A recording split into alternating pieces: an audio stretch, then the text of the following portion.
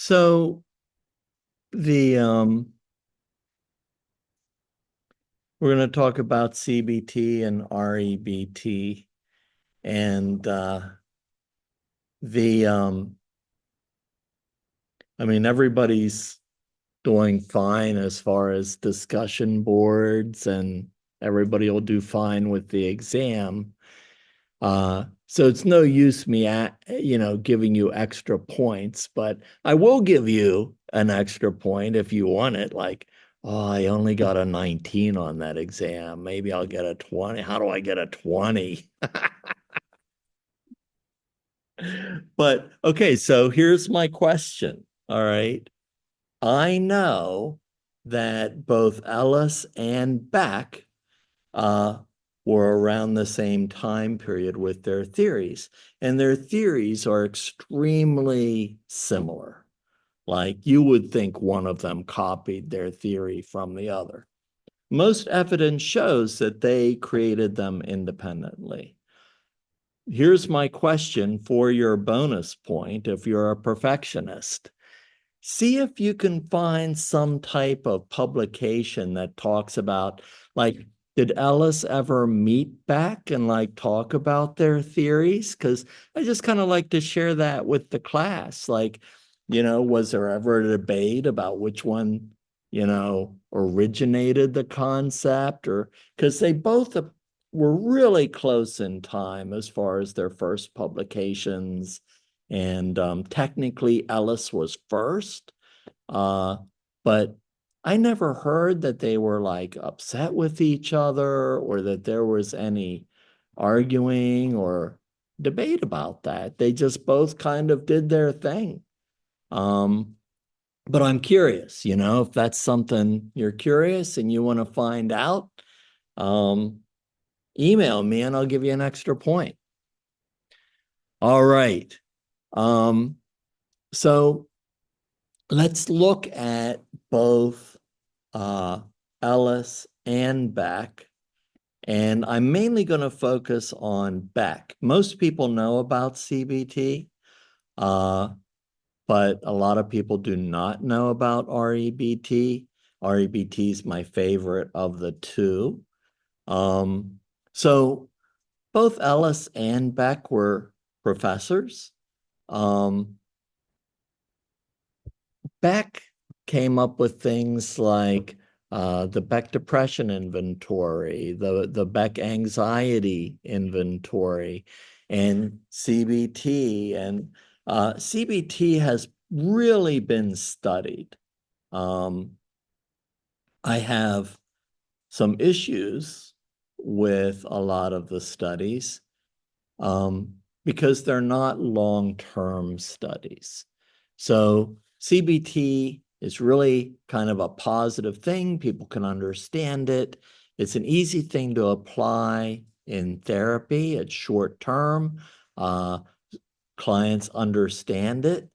And they can usually see some results because people can, basically dispute an irrational belief or a cognitive dissonance and uh, they understand that, you know? Um, and so they're usually pretty happy with the results short term. My problem is that uh, I believe people have irrational beliefs or distorted cognitions as a result of deeper issues. And I do not believe that either CBT or RBT really address the deeper issues in people's lives. They address the irrational thought process that is a result of those deeper issues. So you can stop the irrational thought, but you still have to address that deeper issue. And so what I found is that these are very positive over short-term periods, but over long-term, like if you revisit a client 2 years later, usually symptoms reemerge. Um, and most studies don't look at this long-term. They also don't deal with issues like meaning, purpose, nothing existential. What I do find really positive is that I believe that most individuals do struggle with some irrational thoughts. I have. Um, like, when I was in high school and I would ask somebody, I asked a friend out on a date because it was like the first school dance. And she turned me down and said she couldn't go. And I'm like, all this critical self-talk, negative self-talk. I'm like, oh, she doesn't like me. Nobody's going to go to the dance with me. All the catastrophizing and negative self-talk. And then, that went on for a day. And, I'm bumming. And like the next day, we have lunch and she's like, yeah, so I think I'm going to have fun, in some other state. But she's going to miss not going to the dance. And I'm like, oh, didn't have anything to do with me. Her parents are like going to see relatives out of state. Great. All that was for nothing. But it also kind of, even at that young age, I kind of realized, wow, I do that with everything. It's not it's not just this one instance. I got a lot of negative self-talk in my life. What's that about? You know? Then things started going better and I like repressed it. Came out later, my 30s. So yeah, we do have to address that. But we also have to address the reasons why we have that negative self-talk and the catastrophizing and everything else.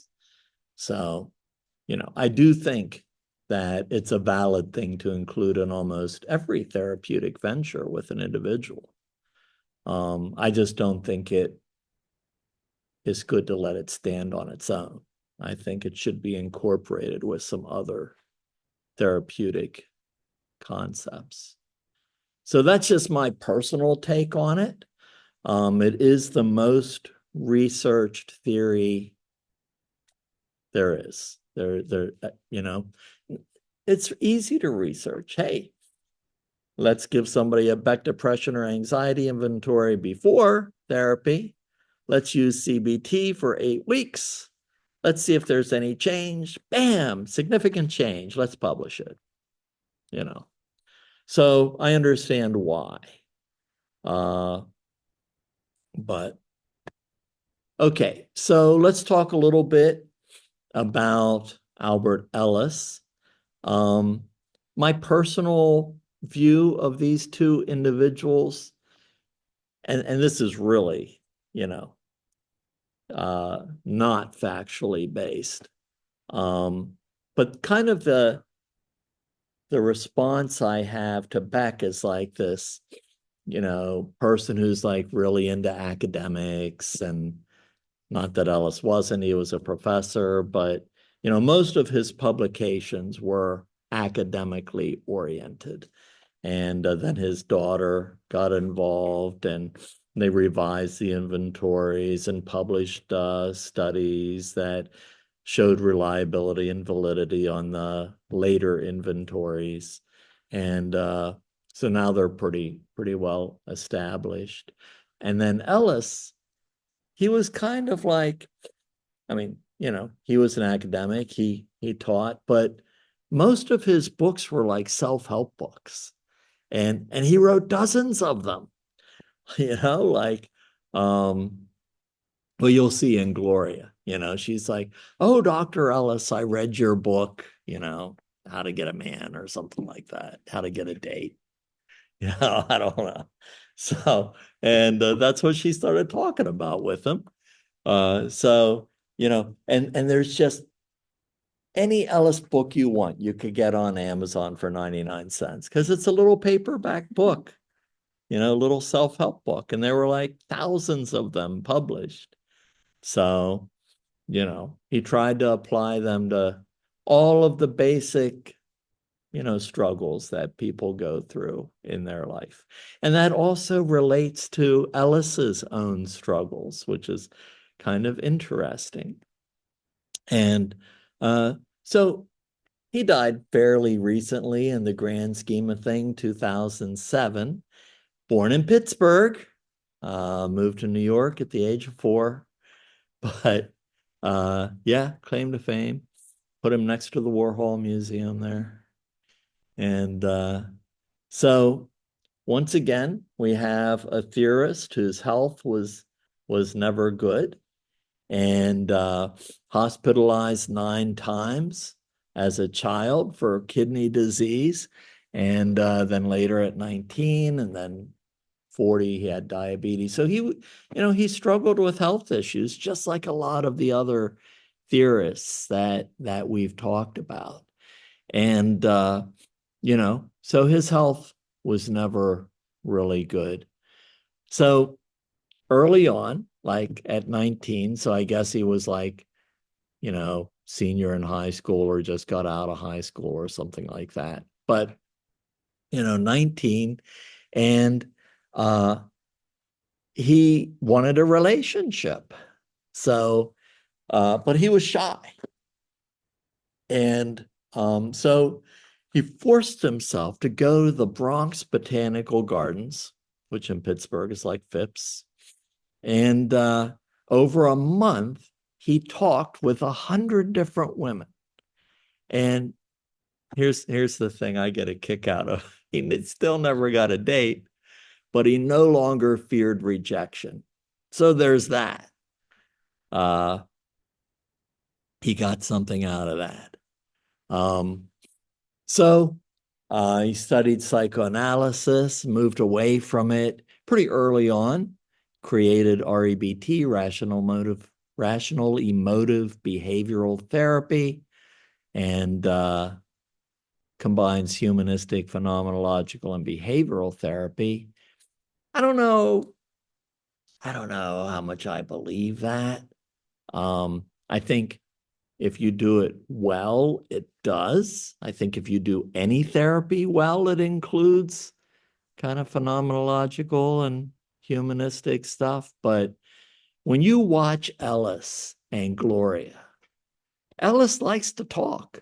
He likes to hear himself talk. He likes to be the expert. He's not irritating in the same way as Pearls. He's irritating in his own unique way. So, so I really didn't get that empathic thing. So he believes that people contribute to their own psychological symptoms by the way we interpret events. And, so, and a lot of theories believe the same thing.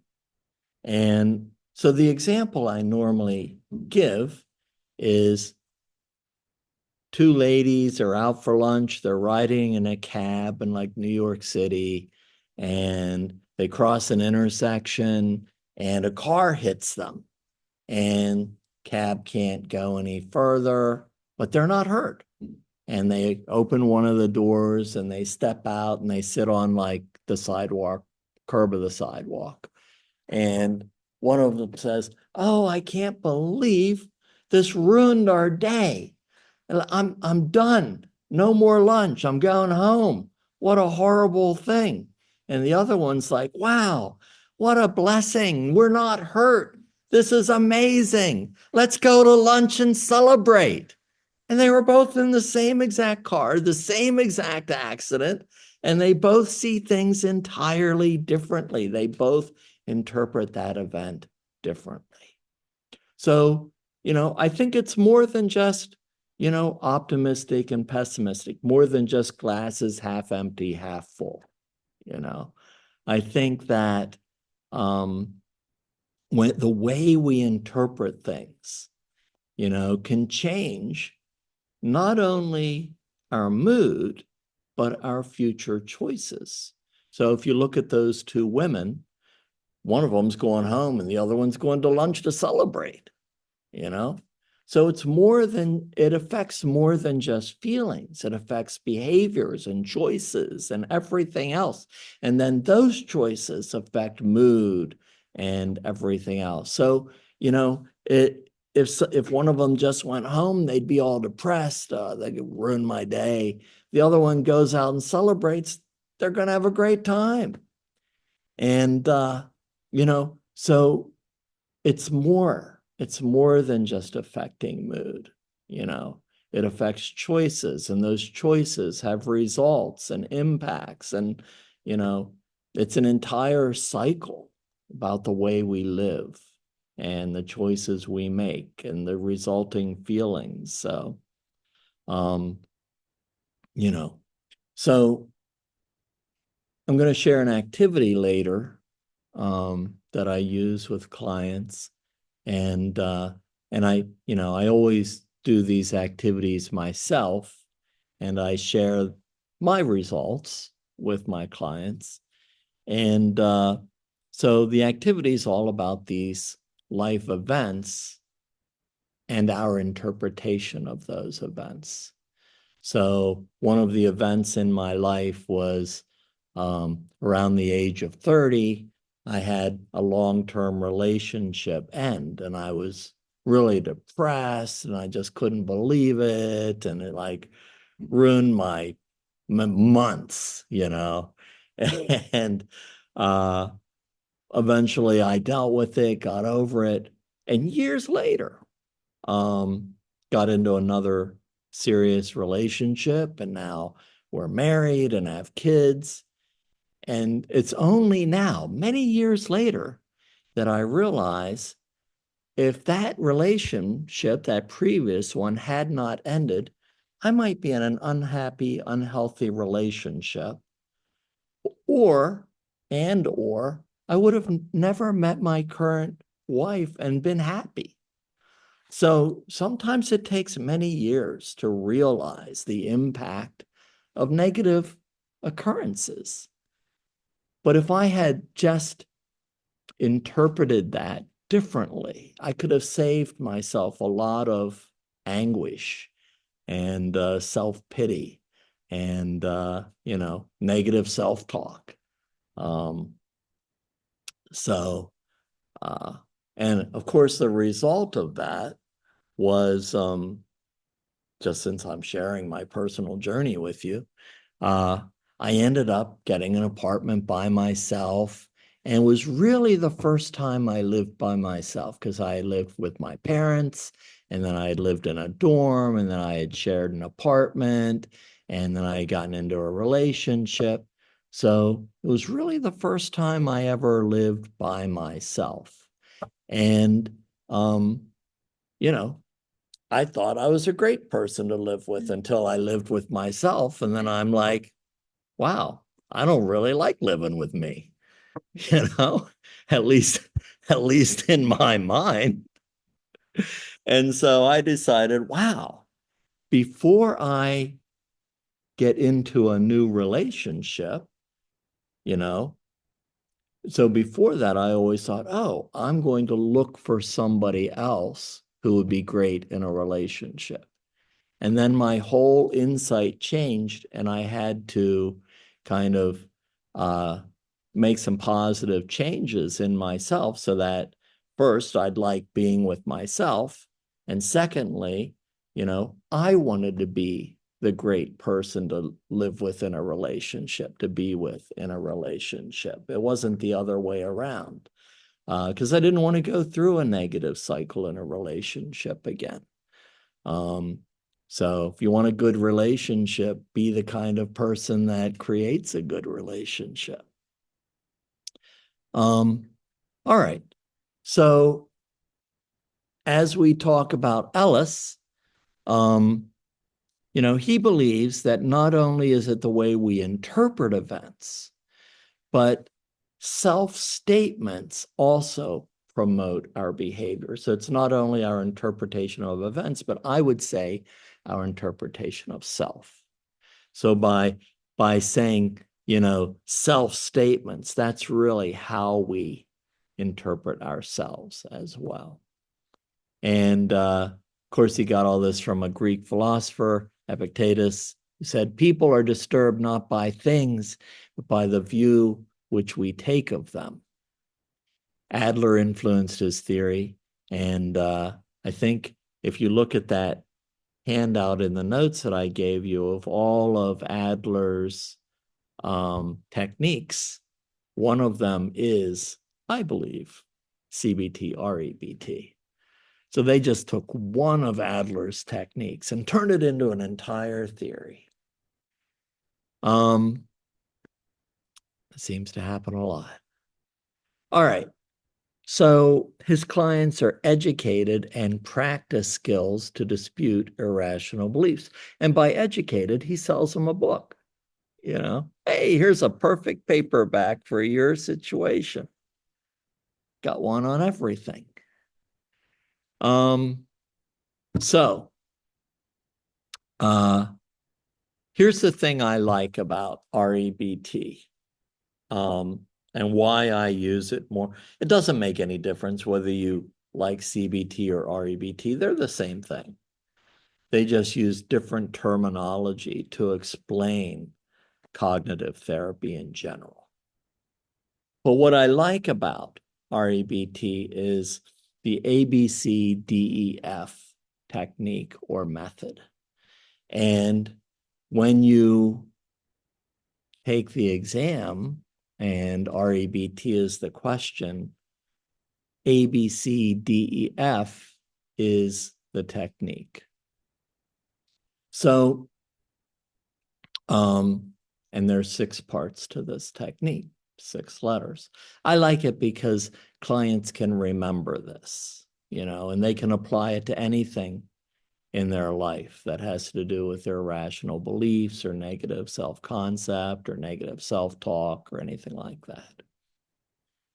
And there's a couple things I'm going to add that I do with this technique that I think kind of bring it up to date, make it a little more accessible for people.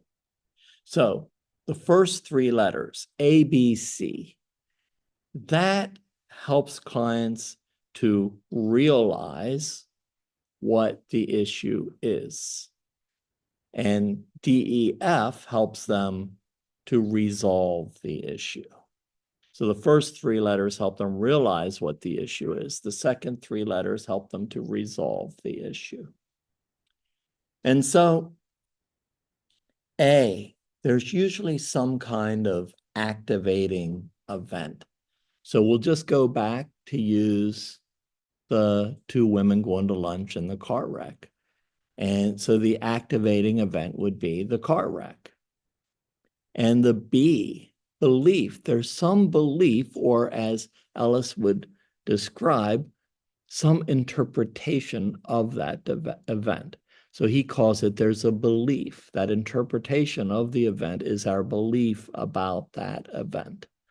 And so, you know, one of the women believed that it was a horrible thing and it ruined their day. And the other woman believed that, oh, it's a miracle, everybody's safe, let's go celebrate. So that's the 2 beliefs. But one is negative and one is positive. And the one who had the positive interpretation of the event, the positive belief about the event, probably doesn't need therapy. But the other one, she probably has kind of a negative interpretation of a lot of events in her life. And so the result or the consequence, C, is probably some type of negative emotion that leads to a negative behavioral choice. Oh, I feel like my day's ruined. I feel horrible. I choose to go home and write off the day. So that's the consequence, some type of negative feeling that results in some type of negative behavioral choice. So that's, if we can walk a client through this process in a previous activating event, they can begin to understand and apply this to a new event before they interpret it, before they make a negative belief and consequence. So, once we teach them this, they identify it everywhere in their life choices or events. Okay, so what do we do about it? Well, the first thing is, and this is not in the notes, but it's what I add, is once a client understands what's happening, their next thing is to realize it next time it happens and to catch themselves. Okay, so that's right in between, C and D. So, they're going to catch themselves before they, have all these negative consequences and negative emotions and things like that. They're going to say, well, I don't want to spiral out of control. I don't want to go down this rabbit hole of negativity. I'm going to catch myself before I start saying this negative self-talk or have a negative interpretation of an event in my life. And when I catch myself, I'm going to follow through with DEF. So the first thing is I'm going to dispute the irrational belief. Okay, so, well, is this really truly horrible? Does it have to ruin my entire day? Or maybe I could look at it another way, you know? Or if it's about negative self-talk, you know, do I really have no friends? No, I got a few good friends. Am I really that bad? Some might say yes, most people not. But, so we dispute this all or nothing negativity, you know. There are plenty of exceptions and other possibilities. And once we make a choice, so we dispute it, we come up with ways to see other possibilities. And once we find some other more positive avenues and we make a different choice, because we can choose not only how we interpret an event, but how we feel about an event. Most people believe that, events happen, that's the way it is. We interpret it the way it is, and it results in a feeling, and I can't help that feeling. But of all the things in our lives, that's probably the one thing we can really control, believe it or not. Most people don't believe that. And so the effect is a different interpretation, a different outlook, a reframing, a new perspective, which results in a different feeling about that activating event. And that leads to new actions or behaviors, new choices.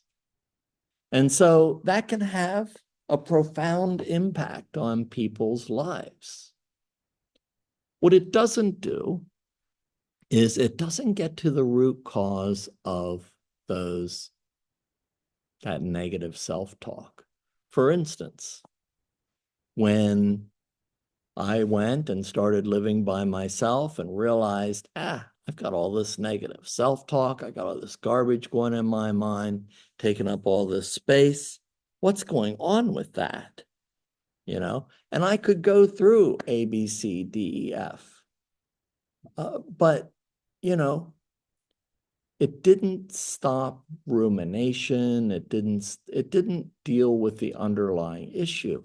The underlying issue goes all the way back to Rogers, that I didn't believe that I should be accepted for who I was unconditionally, that I deserved to be loved for who I was, mistakes and imperfections and everything else.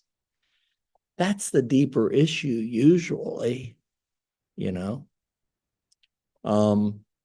everything that caused that in my life.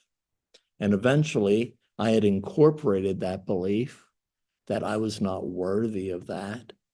And I had to change that belief about self. And, I don't really I wouldn't say I love myself. That's a little narcissistic in my mind, but I accept myself for who I am. And that's probably as good as it gets for me, which is good enough. So I walk my clients through this process every session until they're able to do it themselves. So we talk about some activating event. What's going on this past week? And we walk through this process. And then eventually they tell me how they did it themselves, and they're pretty happy about it. And they tell me how they caught themselves before things escalated into that negative spiral. And, and this affects everything, including relationships. It can really affect relationships, and it can stop arguments. It's a good thing in couples therapy.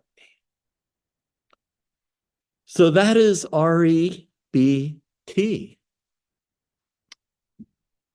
Cognitive therapy, CBT, cognitive behavioral therapy. So Beck originally called this cognitive therapy.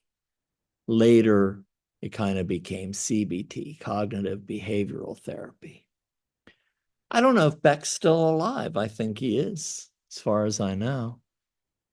Aaron Beck. So when we see a comparison between these two theories, REBT is very directive. Like, think about a self-help book. This is what you should do. CT or CBT is more of a Socratic dialogue with open-ended questions. It gives more power to the client's personal discovery. REBT uses the term irrational beliefs, whereas cognitive therapy uses the term cognitive distortions. And they're the same thing, though.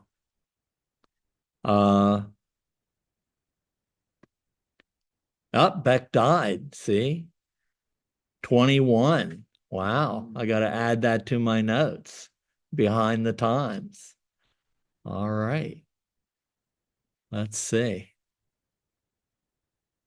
I didn't even hear about that in the news. So one thing you'll see in your notes is some of the terminology. Now, Corey included them under cognitive therapy, but really REBT has terminology, CBT has terminology. Some of it's the same terminology. So we have arbitrary inferences, making conclusions without evidence. Ellis would call this catastrophizing. Selective abstraction, making conclusions based on only isolated details of an event. Overgeneralization, extreme beliefs based on a single incident applied inappropriately to dissimilar events or situations. I got turned down for the dance. No one will ever love me. Magnification or minimization, perceiving a situation in greater or lesser light than it deserves. It's the end of the world. Personalization, relating external events to oneself without basis. So maybe something had nothing to do with me, but I thought it had everything to do with me. Labeling and mislabeling, portraying one's identity on imperfections or mistakes rather than the whole person. And that leads to, critical self-talk. Polarized thinking, that's thinking in all or nothing terms or either or extremes. All right, that is Ellis and Beck. Any questions or comments? Yeah, go ahead. You had mentioned that CBT and REBT, you prefer them not to be alone. You had mentioned person-centered theory that you, in your example, is that your preferred combination, or do you prefer other forms? So in your final paper, you're just going to have to pick one, unfortunately, but that's the way it is. And, but later on, you can combine them as you wish, whatever fits your personal, theoretical perspective. So I like beginning with Rogers and person-centered because that builds trust and it's got empathy. And then I usually try to get somebody's story. And I usually use some type of narrative therapy. And then I try to deal with any irrational thoughts based on their interpretation of their story and how it's playing out in their current lives. And that would be REBT. And then I look for deeper issues by getting at deeper feelings. That goes back to Rogers, but those deeper issues I usually work with using existential therapy because they usually are tied to personal meaning, personal beliefs about self, and purpose. So that's kind of my therapeutic milieu. All right. So now I want to see if I have that thing about groups.